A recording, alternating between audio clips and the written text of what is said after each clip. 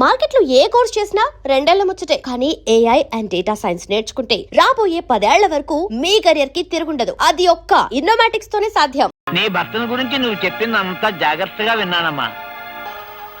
ఈ హత్య కేసులోంచి బయటపడాలి అని చెప్పేసంటే మీ తండ్రి సూర్యచంద్రరావు గాని ఎస్ఐ అసలే గాని ఈ హత్య మేమే చేసేయమని చెప్పేసి వాళ్ళ నోటితో వాళ్ళకే చెప్పించి తీరాలి అంతే.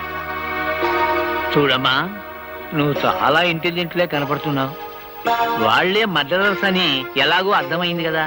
అంచేత నువ్వు చిన్న ప్లాన్ వేసి వాళ్ళ చేత ఈ హంతకులను తామేనని ఒక్క ముక్క నిజం చెప్పించు. ఆ తర్వాత కోర్టులో నేను దుమ్ము దులిపేస్తాను.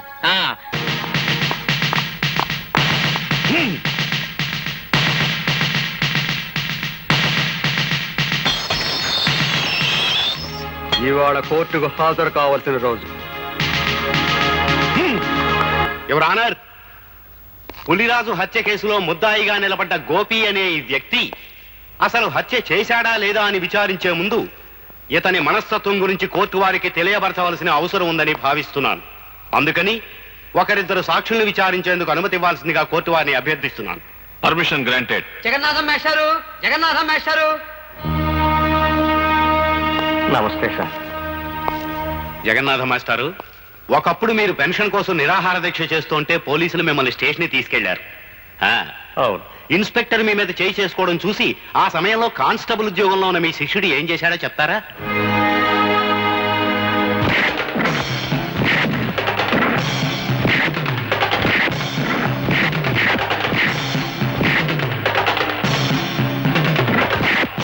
న్యాయానికి ఆ రోజు అతను చేసిన పని. ఆల్ రైట్, మీరు చెప్పింది చాలు, ఇక మీరు వెళ్ళొచ్చు.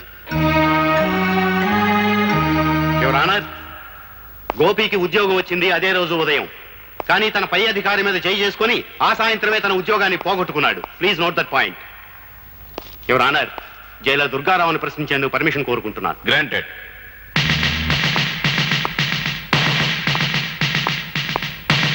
జైలర్ గారు, ముద్దాయి గోపి మిమ్మల్ని కొట్టాడు, అవునా? అందుకు సమాధానం ఆయన చెప్పనవసరం లేదు, నేనే చెప్తాను. గుడ్, చెప్పు.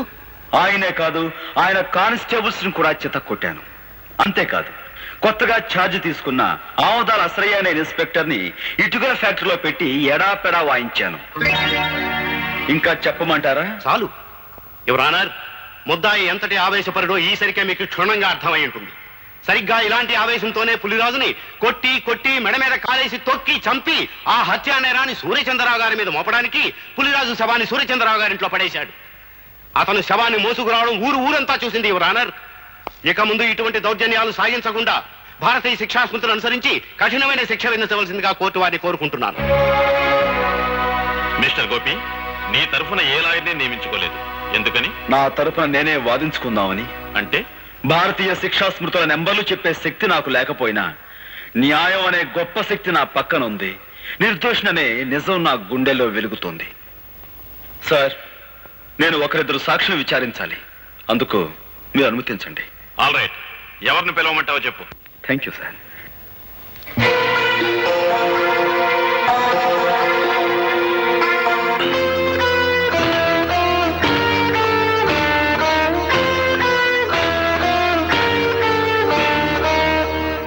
నువ్వేం ప్రశ్నించదలుచుకున్నావో ప్రశ్నించు. చూడండి సూర్యచంద్రరావు గారు, నేను ఆవేశపరునని తెలిసి మీ కూతుర్ని నాకెందుకు ఇచ్చారు?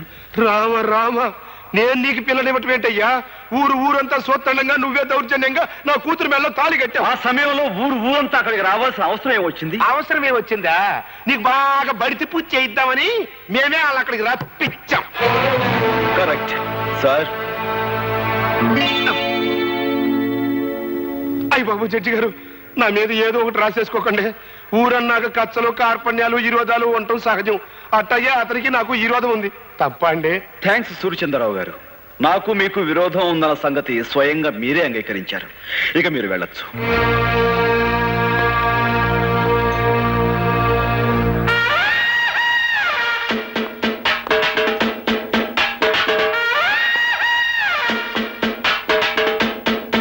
మీరు పిలవకుండానే బోన్లోకి వచ్చి నిలబడ్డారు. ముద్దాయి కావాలని కోరుకునే రెండవ సాక్షి మీరేనని మీరు ఎలా అనుకున్నారు? Sorry sir. ఆగు సార్, ఆయన నేను కొన్ని ప్రశ్నలు అడుగుతాను, దయచేసి అనుమతించండి. yes, proceed. నేను ఆ పులిరాజుని సూర్యచంద్రరావు గారి ఇంట్లో పడేసినప్పుడు మీరు అక్కడే ఉన్నారు, అవునా? అవును. ఏంటి? డ్యూటీలో ఉండి కూడా ఆ టైంలో మీరు ఆ ఇంట్లో ఎందుకున్నారు? లా అండ్ ఆర్డర్ కాపాడే పోలీసు వాళ్ళం ఏ ఎల్లప్పుడు ఎక్కడ ఎందుకుంటామో మాకే తెలవదు. 190 ఎవ్వరాలుంటాయి. ఆ 191 ఎవ్వారంగా నన్ను అప్పుడే ఎందుకు అరెస్ట్ చేయలేదు? అదేం ప్రశ్న? నువ్వు నాకు చిక్కుకుండా పారిపోయావు. పారిపోయేంత పిరికివాడు కాదు ఈ గోపి ఇన్స్పెక్టర్. పులిరాజు బతికే ఉన్నాడు కాబట్టి నువ్వు నన్ను అరెస్ట్ చేయలేకపోయావు. నేను వెళ్ళిన తర్వాత నువ్వు సూర్యచంద్రరావు కలిసి ఆ పులిరాజుని హత్య చేశారు. అబద్ధం. నువ్వు నిజం చెప్తావని నిన్ను బోనెక్కించలేదు. నువ్వు చెప్పేదంతా జడ్జి గారు నమ్ముతారని కూడా నేను అనుకోవటం లేదు. నీ మాటలకి చేతలకి ఎక్కడ పొంతన లేదనే విషయం జడ్జి గారు గుర్తిస్తే చాలు. ఇక నువ్వు వెళ్ళొచ్చు. మిస్టర్ గోపి, నీకు ఆ సూర్యచంద్రరావు గారికి మధ్య శత్రుత్వం ఉందని, అసలయ్య గారి మాటలకి చేతలకి పొంతన లేదని నిరూపించినంత మాత్రాన వాళ్ళు నేరస్తులైపోరు. ఏదైనా జరిగితే అది జరిగిందని సాక్ష్యం ఉండాలి. నేనే హత్య చేశానని, ఆ హంతకు నేనే అని చెప్పే సాక్షులు ఎవరున్నారు? నువ్వు పులిరాజు శవాన్ని మోసుకొస్తుండగా ఊరంతా చూసి ఊరంతా చూసి పులిరాజు శవాన్ని కాదు, స్పృహ తప్పిపోయిన పులిరాజు. నువ్వు గట్టిగా వాదించినంత మాత్రాన లాభం లేదు. పులిరాజు బ్రతికే ఉన్నాడని సాక్ష్యం కావాలి. ఆ పులిరాజుతో నేను పాండవుల మెట్ట దగ్గర పోట్లాడిన మాట నిజం. అతని బాగా చితకతన్ని ఏ సూర్యచంద్రరావు అయితే నా మీదగా అతను ఉసిగొలిపాడో ఆ సూర్యచంద్రరావు ఇంట్లో అతన్ని పడేశాను. ఆ మాట నిజం. నేను తిరిగి వెళుతుండగా పులిరాజు దాహం అని అరిచాడు. అక్కడున్న సూర్యచంద్రరావు గాని అశ్రయ్ గాని అతని గొంతులో నీళ్లు పోస్తారన్న నమ్మకం నాకు లేక నేనే వెళ్ళి అక్కడున్న జగ్గు తీసుకుని అతని నీళ్లు పట్టించాను. అతను తాగాడు. నిజంగా అతని గొంతు వెంకులు విరిగి చనిపోయి ఉండుంటే అతను నీళ్లు ఎలా తాగాడు, ఎలా గుట్టలు వేయగాడు? కనుక ఆ నేరం నా మీద మోపేందుకు సూర్యచంద్రరావు అసలు పులిరాజు గొంతు మీద కాలు వేసి తొక్కి చంపారు. ఇది పచ్చి నిజం. నువ్వు పులిరాజుకు మంచినీళ్లు పట్టినట్టు అతను తాగినట్టు ఏమిటి సాక్ష్యం?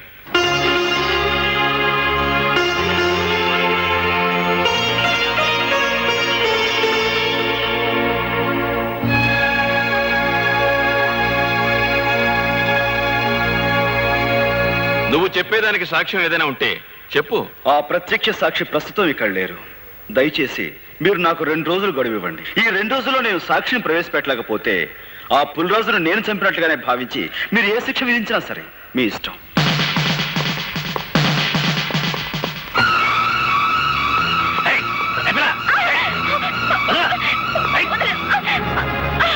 ప్రత్యక్ష సాక్షి ఎవరో కాదు, మీ నాయనమ్మ. ఆవిడని ఎలాగైనా సరే ఒప్పించి కోర్టుకు తీసుకురా.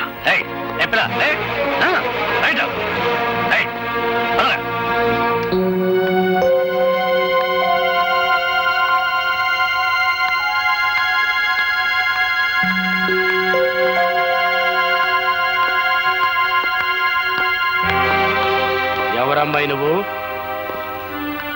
గోపి గారి భార్యని.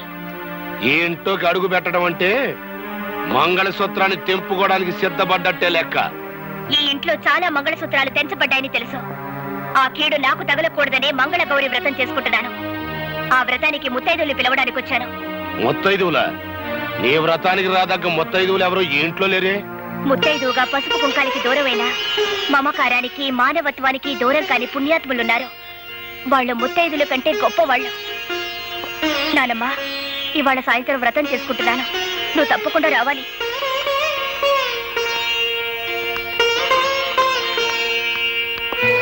అమ్మా, నువ్వు ఈ వ్రతానికి వెళ్తలేదు.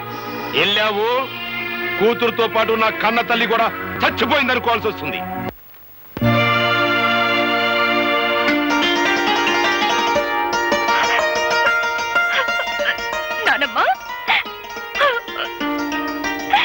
వ్రతానికి ఊళ్ళో ఎవరిని పిలవలేదా అమ్మా?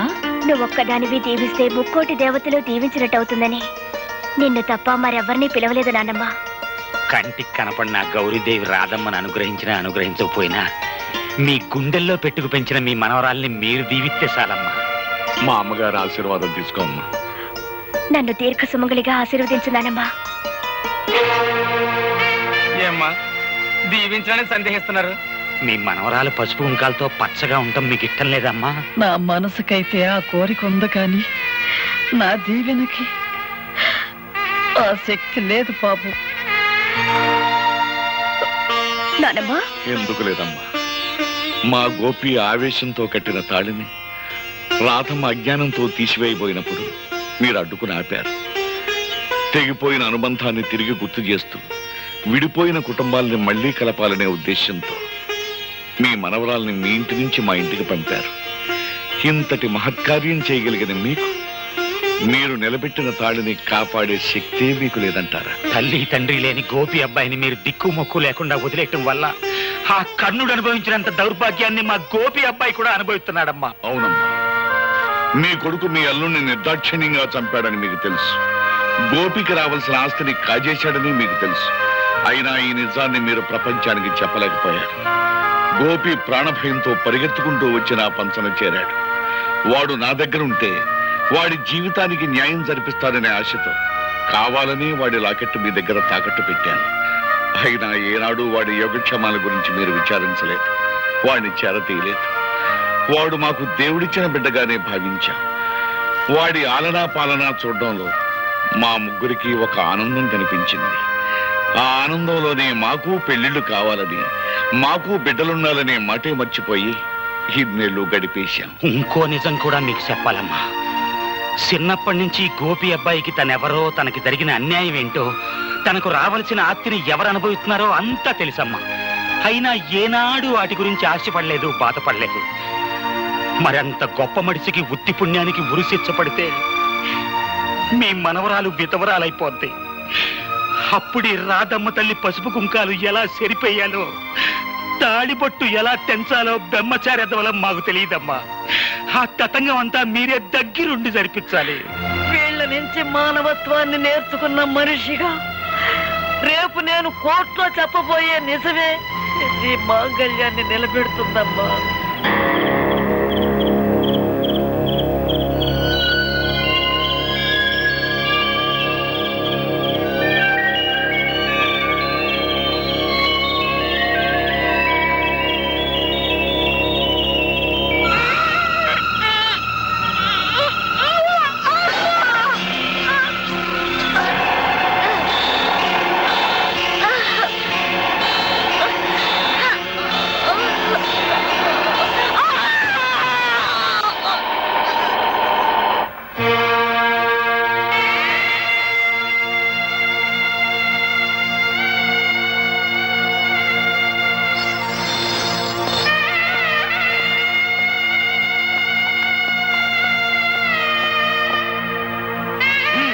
ఎక్కించండి.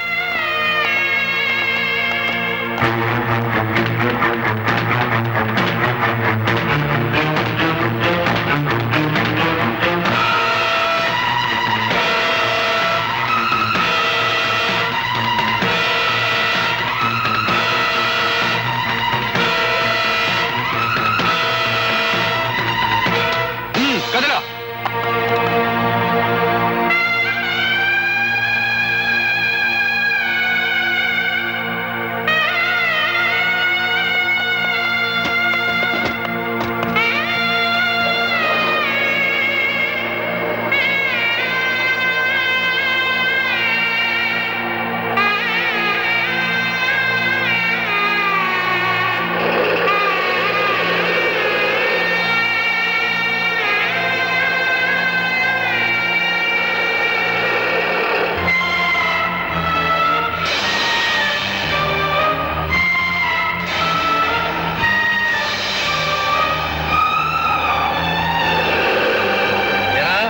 నడుము నిలబట్టలేదా? ముందుకు వెళ్ళిపోయావు. సరిగ్గా కూర్చో.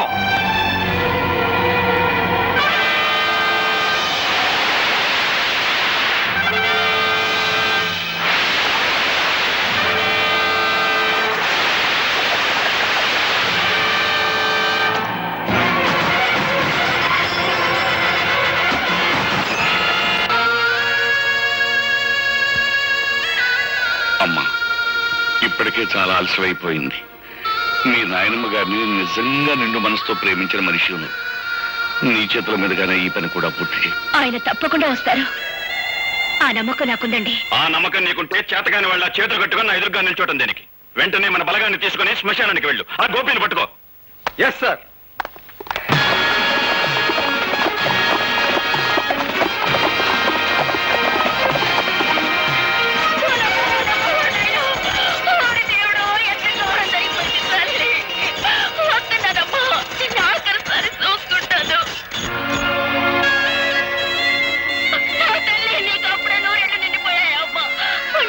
దేవుడు తొందరగా తీసుకెళ్ళిపోతాడంటారు. మేము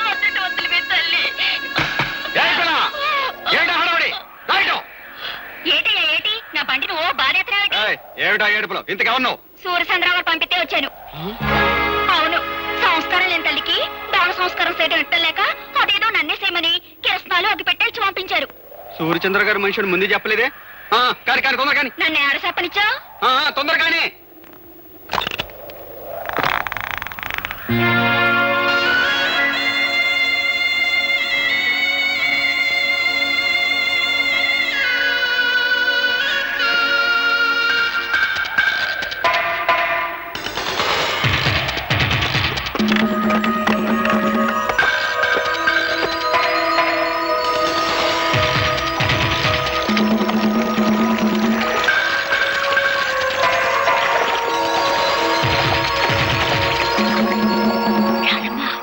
గోపి బాబు ఆ బంట్లో ఉన్నాడు.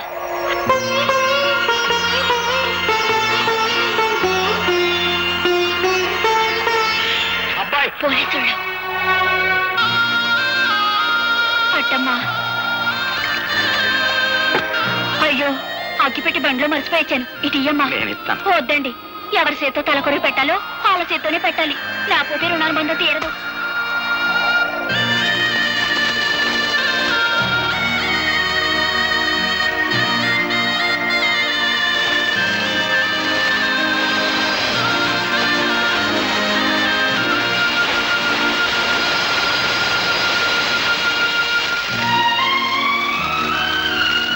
అమ్మమ్మ, ప్రత్యక్ష సాక్షి పేరుతో నీ చావుకు నేను కారకునయ్యాను. నన్ను క్షమించు.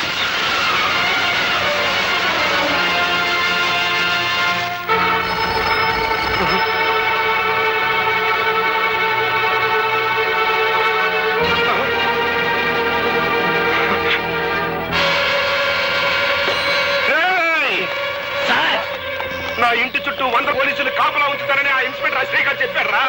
ఎక్కడ తెచ్చాడు? ఈలోగా మమ్మల్ని ఏర్పాటు చేశారు కదా సార్, ఎవరైనా చంపాలో చెప్పండి. మా అమ్మకి అంత్యక్రియలు జరిపించేశాడంట. నాకు అంత్యక్రియలు జరపడానికి వచ్చేస్తున్నానని ఫోన్ చేశాడు రా గోపి గారు. వచ్చేస్తున్నారా? ఆ అంత్యక్రియలు జరిపించండి.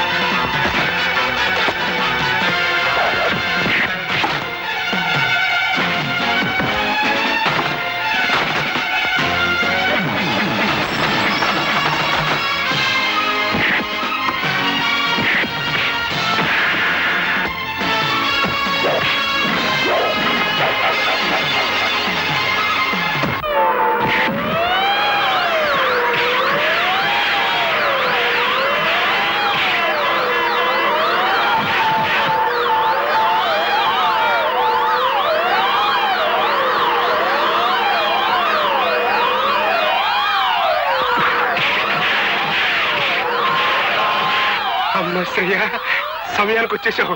వస్తున్నా.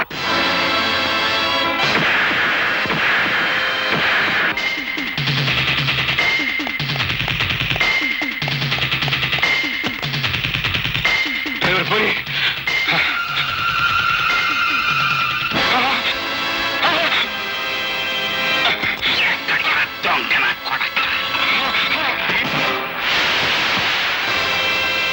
మోసం చేయటం నీకొక్కడికే తెలిసిన విద్య కాదురా.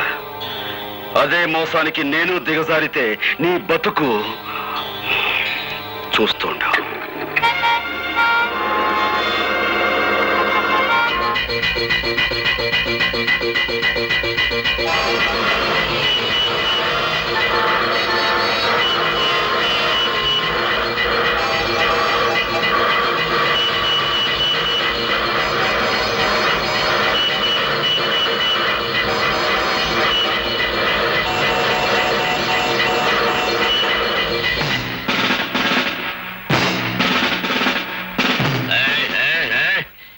కార్లు మందరగా వెళ్ళాయి. అవి కదిలేయా? మందరగా కార్లే కాదు సార్, మందరగా కాలంలో జనం కూడా ఉన్నారు. కావాలంటే పైకి వెళ్ళి చూడండి.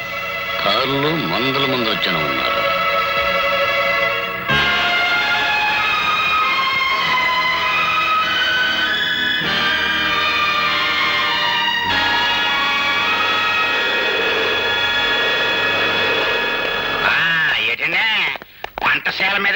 బండి వచ్చినట్టు మీ పోలీసులు అంతా ఒకేసారి వచ్చారు.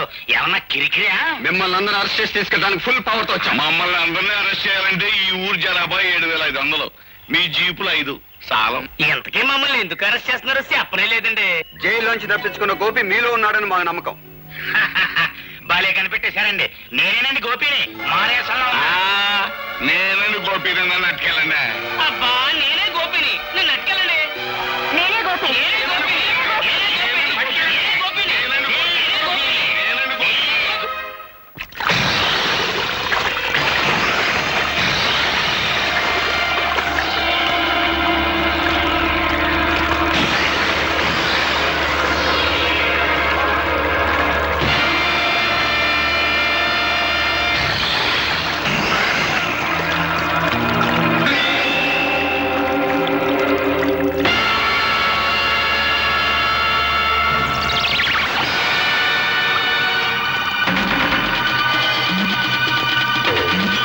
ఇంతవరకు అది కేవలం ఇసుక బస్తా మాత్రమే.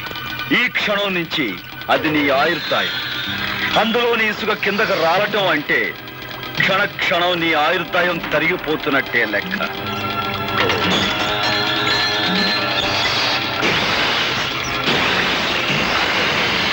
నూరు గొడ్లు తిన్న రాబందు కూడా ఒక్క గాలివానకు చచ్చినట్టు ఎంతో మంది హత్య చేసిన నీ ప్రాణాలు ఇప్పుడు నా గుప్పెట్లో ఉన్నాయి. అమ్మో, ఇసుకంత కాలిపోతుంది. మొత్తం తినేస్తాయేమో. బాబాయ్, నా భయం వస్తుంది.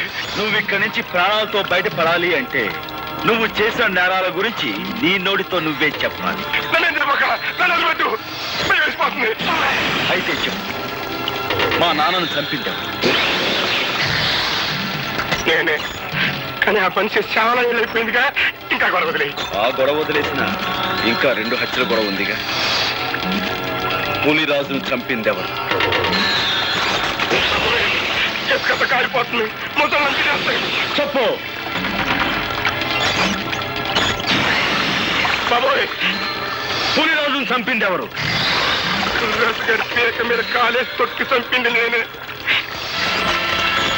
కానీ అలా తొక్కమని చెప్పింది, నా చేత తొక్కిచ్చింది ఆయన రచయిగడే. మా అమ్మమ్మని, అదే నీ కన్న తల్లిని. మమ్మల్ని చంపని చెప్పింది, చంపించింది కూడా ఆశ్రయగడే.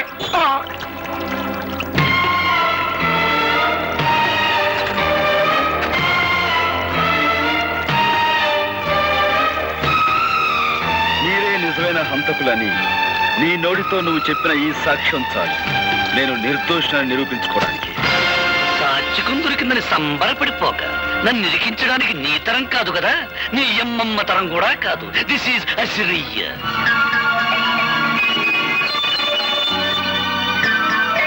సమయానికి వచ్చావు. నాతో మన రహస్యాలన్నీ చెప్పించేసి ఆ టేప్ రికార్డులు రికార్డింగ్ చేసేసాడు. వాడు రికార్డింగ్ చేస్తుంటే నువ్వు డాన్సింగ్ చేస్తున్నావా? కురికము ఎక్కాల్సి ఉసుకొని బెదురుతుంటే నువ్వు చేసిన మద్దలో నాకు బాగుందన్న సంగతి నీకు చేస్తావా? పాలకోవా నాయాలా. ఓ పక్క నన్ను అర్తిగల్లాగా ఏలాడి తీసేసి మొసళ్ళకి వేసేస్తానంటారయ్యా. నిన్ను మోసాళ్ళకి వేసే ఛాన్స్ ఆడికిందుకు ఇస్తాను, నేనే వేసేస్తాను.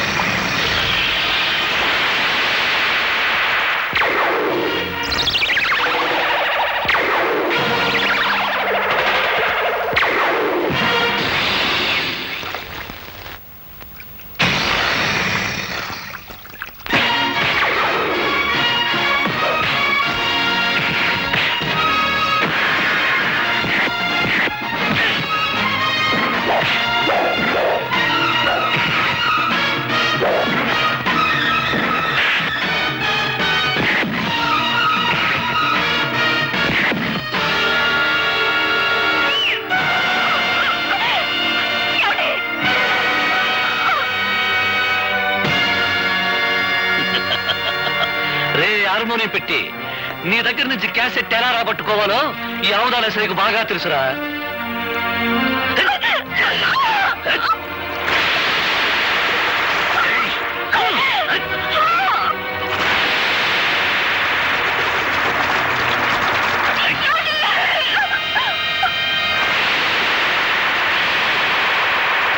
ఆగు!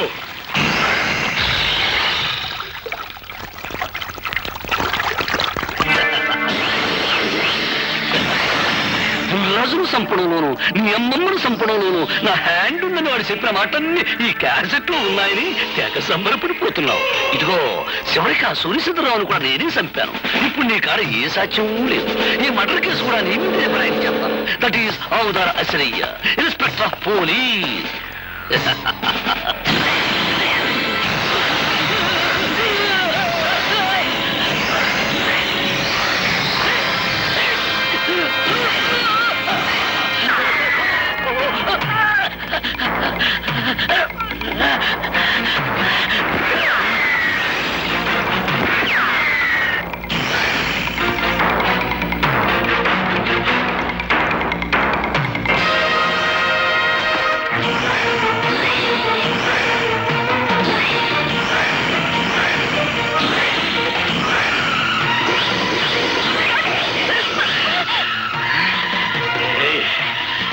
ఎక్కడికి పోతా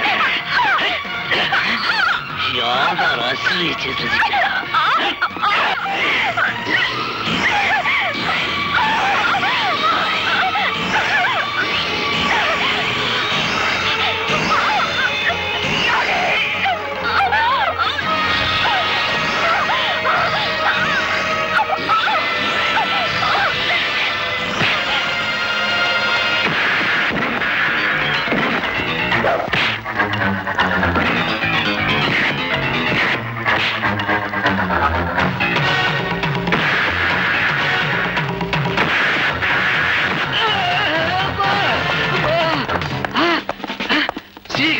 నమస్తే. అబ్బా, మన బెటాలియన్ తో వచ్చేసారన్నమాట.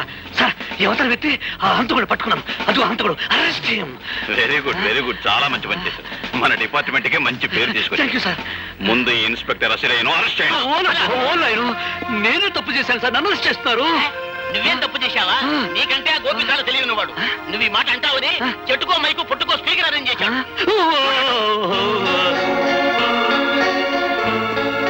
ఖైదీ నంబర్ 786. మిస్టర్ గోపి, ఆ నెంబర్లోనే ఉందయ్యా ఈ పవిత్రత. ఆనాడు నువ్వు యూనిఫారం విసిరి కొట్టి వెళ్ళినప్పుడు కొంతవరకే అర్థమయ్యావు. ఈనాడు పూర్తిగా అర్థమయ్యావు. And for more videos, please subscribe to iDream. Please subscribe to iDream. Please subscribe iDream. And please subscribe to iDream. For more videos, subscribe to iDream. please like, share and subscribe to the channel. Congratulations, iDream. Subscribe to iDream. Subscribe to iDream.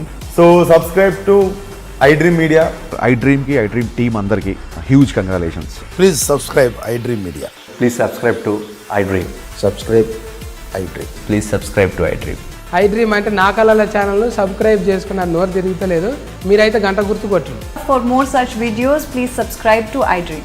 Subscribe to iDream. Please subscribe to iDream. Please subscribe iDream Media. Please do subscribe to iDream. Please subscribe to iDream Media. For best entertainment and information, please subscribe iDream. And don't forget to subscribe to iDream.